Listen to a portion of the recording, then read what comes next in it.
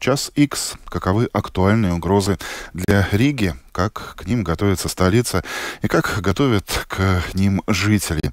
Об этом и многом другом поговорим сейчас с нашей утренней гостьей в студии Домской площади. Вице-мэр латвийской столицы Линда Озола. Доброе утро. Лабрейт. Лабрейт.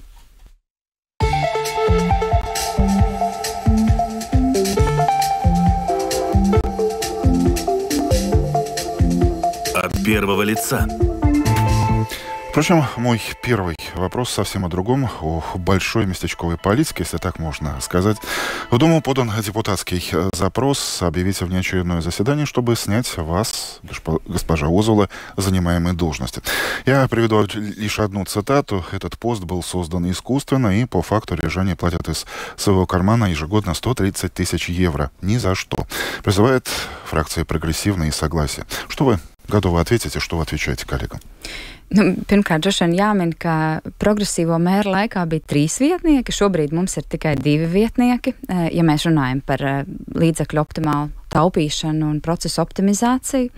Tā ir viena lieta, bet, protams, man bija pārsteigums, ka progresīvie kopā ar Saskaņu izvēlējās šo iesniegumu iesniegt esošajos ģeopolitiskajos apstākļos, esošajā situācijā, kur drošības jautājumi ir absolūta prioritāte gan nacionālajā līmenī, gan arī galvaspilsētā. Brīdis, kur pašvaldības policija arvien vairāk pārņem valsts policijas funkcijas, piemēram, ceļu satiksmes noteikumu kontrolē, to dara lielākoties pārsvarā pašvaldības policija, vismaz tas ir uzlikts uz mūsu pleciem šobrīd, arī visos lielajos pasākumos, izmeklēšanās, drošības dienestu izmeklēšanās bez atbalsta no Rīgas resursa, nemaz tik efektīvi tās lietas nevarētu izdarīt arī valsts puse. Situācijā, kur pēdējos gados, ja mēs atskatāmies uz vairāk kā 10 gadu periodu, Rīgas pašvaldības policija tādu attīstības grūdienu nav piedzīvojusi, kur mēs sistemātiski paaugstinam atlīdzību saviem policistiem un saglabāsim to kā prioritāti arī turpmākajam periodam, atlikušiem vismaz šim sasaukumam noteikti, kur mēs modernizējam viņu infrastruktūru, telpas, kurās viņi strādā, transporta līdzekļus jaunus, tehniskos un analītiskos rīkus. Šonedēļ mēs uzsāksim būvniecības darbus arī jaunajā vienotās vadības centrā, kas dos jaunas iespējas эффективакам дarbam. То есть развитие происходит и в этой сфере, как говорит наша утренняя гостья. Во время правления прогрессивных в Рижской Думе, это было сравнительно недавно, существовало 3 поста вице-мэра, сейчас 2. И, как отмечает госпожа Озола, ей удивительно слышать, что в сегодняшней геополитической ситуации такие разношерстные партии, как прогрессивные и Согласие, нашли общий язык и требуют отставки.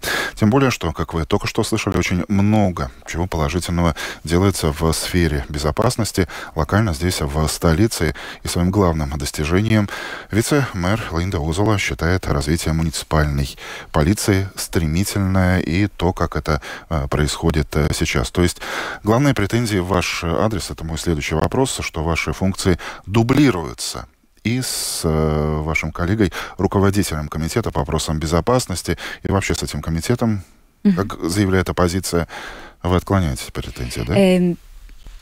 Tad esošajos apstākļos. То есть, иными словами, как господин Чекушин написал в своем Фейсбуке, если бы не было бы вас в этой должности, все происходило бы так же?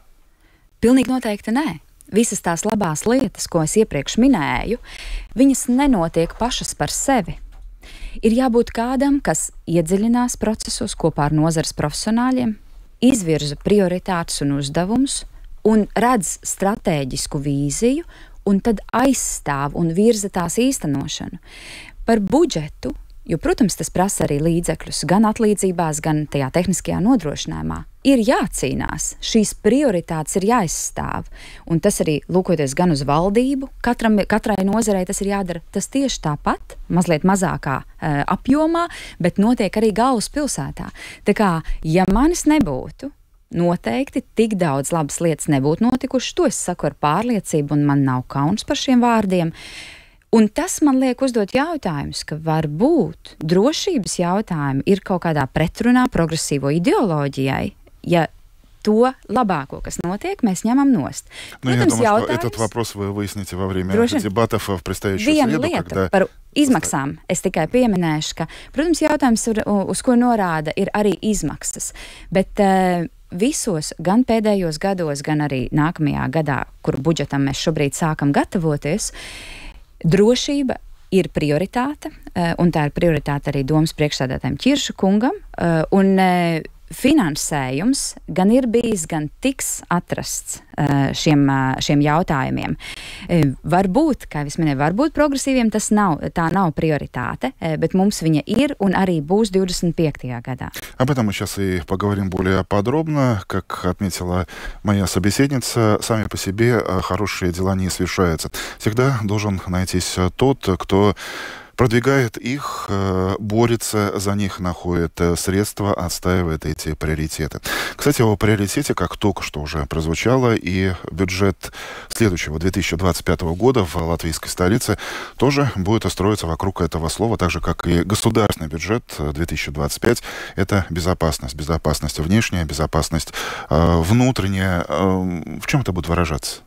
Это будет выражаться, что на нужды безопасности больше денег будет tratīt Rīga? Jā, lai atceramies, ka tad valdība no savas puses ir noteikusi pašvaldībām izdevuma paaugstinājumu griestus 2,6% apmērā, bet ar atsevišķiem domju lēmumiem var kādās nozarēs ieguldīt vairāk. Un šis ir arī ceļš, ko mēs plānojam iet galvaspilsētā, respektīvi drošības prioritātē, arī pārkāpt šos te noteiktos griestus. Un tas, ja mēs runājam, tātad ir divi bloки. Я понял вашу мысль, что Рига сможет позволить себе в плане обеспечения нужд безопасности на вот эти 2,6% больше в следующем году? Jā, tieši tā. Tātad tas attieksies gan uz atlīdzības paaugstināšanu mūsu pašvaldības policistiem, kas ir tiešām tāds sasniegums 24. gadā. Pēc ilgiem gadiem pašvaldības policijā ir atnākuši vairāk darbinieki nekā aizgājuši. Un tas nozīmē, ka mēs kaut ko darām labi un pareizi. Mums ir tāda vienošanās panākta par atlīdzības paaugstināšanu 3 soļos mūsu policistiem. 2 no tiem mēs jau esam izpildījuši, un 25. gadā mums ir šis 3. solījums, ko mēs arī esam apņēmušies izdarīt līdz galam. Cik šobrīd saņem policisti Rīgā? Šobrīd policisti Rīgā un valsts sektorā saņem aptuveni līdzīgi, bet, protams, ka policisti ir ļoti hierarhisks sistēma, un tur ir... Это ļoti svarīga summa, здесь очень важна summa.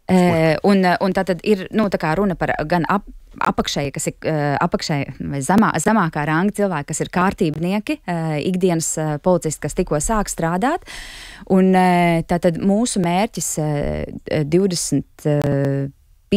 gadā, kā, ja es nemaldos, man šobrīd nav tie cipari priekšā, bet ja es nemaldos, tad tie ir aptuveni 1300 eiro uz bruto.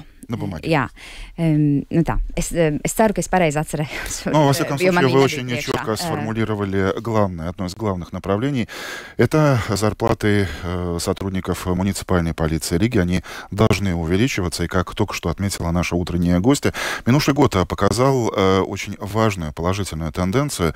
В полицию самоуправления пришло больше сотрудников, чем уволилось и ушло из нее. И цель существенное повышение зарплаты и в 2025 году, и ориентировочно это 1300 евро брутто на бумаге, что сможет позволить бюджет, но это, конечно, уже покажет реальная ситуация.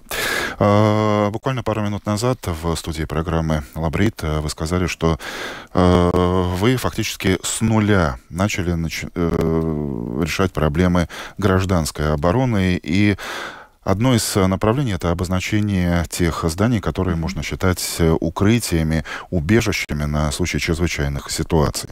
Как сейчас идет этот процесс? Нет такого, что планировалось одно, а на практике выясняется что-то совсем другое.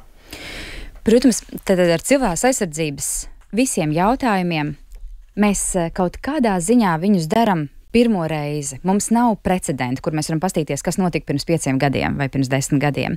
Un mums tās lietas ir jādara no jauna un pašiem jārada arī saturs, ja tā var teikt. Par civilajām aizsargu būvēm, tātad šīm drošā patvēruma vietām un marķēšanu. Jā, šajā novembrī, līdz novembra beigām mēs esam vienojušies ar kolēģiem, ka tie būs vairāki 10 vietu, kas tiks nomarķēti, kas ir atzītas kā atbilstošas šim. Bet kas mums ir svarīgi, ko mēs paralēli darām, ka tai brīdī, kad mēs šīs vietas marķējam, tad ēku apsaimniekotāji, kas par šīm telpām ir atbildīgi, lai viņi arī zina, ko tas nozīmē. Kas ir jādara krīzes situācijā. Tāpēc varbūt šī te plāksnīšu novietošana uz ēkām nenotiek tā uzreiz vienas nedēļas laikā. Mēs varētu to izdarīt. Mums ir nepilni 200, ja nemaldos, ēkas, kurām pēc noteikumiem šobrīd mēs drīkstam uzlikt šo te plāksnīti, nomarķēt. Bet mums ir svarīgi, lai ēku īpašnieki zina, ko tas nozīmē un kas viņam krīzes situācija ir jādara. Tāpēc šo pusi sagatavojot, kas iedzīvotājiem ir neredzamais darbs, ko pašvaldība dara, tas prasa mazliet vairāk laika. Bet šeit ir viena lieta, ko es konsekventi uzsveru, un man ir svarīgi pateikt, ka tikpat daudz šo vietu marķēšanai, kas pieder pašvaldībai, Rīgā, piemēram, pieder arī valsts sektoram. Un tās ir dažādas valsts institūcijas, kam šīs telpas pieder, un to marķēšanu mēs kā pašvaldība ietekmēt nevaram, jo mēs neesam īpašnieki. Mēs varam nomarķēt savā īpašumā esošo, bet ir ļoti svarīgi, lai valsts savā pusē, protams, visā Latvijā, man interesē Rīga, arī izveido kaut kādu skaidru систему. То есть убежище до конца ноября, как отметила наша гостья, планируется обустроить и обозначить 20 таких мест, но в целом речь идет о 200 подходящих более-менее зданиях. Но здесь возникает проблема, чтобы владельцы таких строений, таких многоэтажек, таких общественных зданий понимали, что значит такой статус, что должно находиться внутри каждого такого убежища. И здесь еще возникает вопрос, что не все может решить Дума, так как часть подобных строений, достаточно подходящих, находится в ведении государства, но еще и в ведении частных лиц, потому что Рига строится, и означает ли это, что и с частными владельцами таких вот многоэтажек, супермаркетов тоже ведутся разговоры, и, быть может, уже сейчас думается, чтобы на проекте создания таких зданий архитекторы уже планировали, чтобы там были обустроены такие подходящие убежища. Вы согласны, киваете головой, да? То есть работа ведется? Par to, ka šis darbs šajā virzienā notiek, izcelšu divas lietas. Viens ir nekustamā īpašuma nodokļa politika Rīgā. Nākamajā gadā mēs esam paredzējuši nekustamā īpašuma nodokļa atlaidi tiem komersantiem, kas savās pagrata telpās ierīko droša patvēruma vietas. Tātad šī te pielāgošanas izmaksas, kas viņiem radīsies, viņi varēs saņemt NIN atlaides veidā. Tur vesela formula ir ielikt iekšā, bet tas stāsies spēkā no 25. gada un ar mērķi, protams, mudināt kaut kādā veidā, iedot burkānu arī privātajam sektoram rīkoties. Vai izdosies visus izdevumus kompensēt? Pielāgošanas izdevums. Jā, tur ir formula, ka tie būs līdz 25% atlaidi nekustamā īpašuma nodoklim, un, ja vajag, viņu var izstiept vairākos gados, lai sektu tās радушās pielāgošanas измаксис. Конкретная цифра прозвучала, очень важная новость, как мне кажется.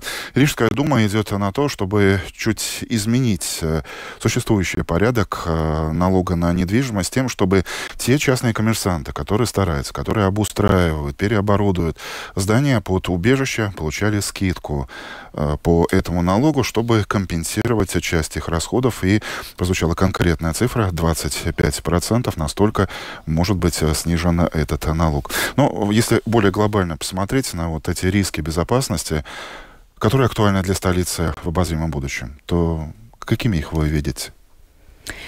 В чем они заключаются? Pirmkārt, Rīga jau nav atrauta no Latvijas. Es domāju, viens liels risks, kas ir mazliet netaustāms un neredzams, paturam vienmēr prātā, ka mēs tiešām dzīvojam hibrīda kara apstākļos, un tie ir ārēji spēki, kas mēģina ietekmēt mūsu iedzīvotāju prātus, radot neusticību savai valstī. Patīk mums dažas lietas mūsu valstī vai nepatīk. Ne visi politiķi mums patīk un ne visas procedūras mums patīk, bet šī ir mūsu vienīgā valsts un mums pašiem par viņu ir jārūpējās. Tāpēc kritizējam tas, kas ir jākritizē, bet neiznīcinam to, ko mēs paši esam radījuši. Bet tas ir tāds globālāks komentārs.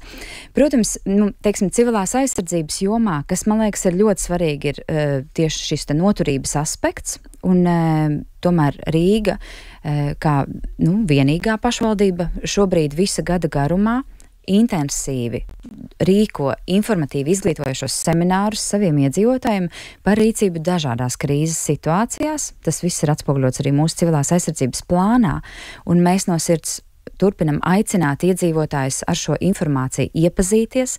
Tie ir tiešām augstākās raudzes profesionāļi, un visa šī informācija bez maksas visiem ir pieejama Rīgas mājaslapā.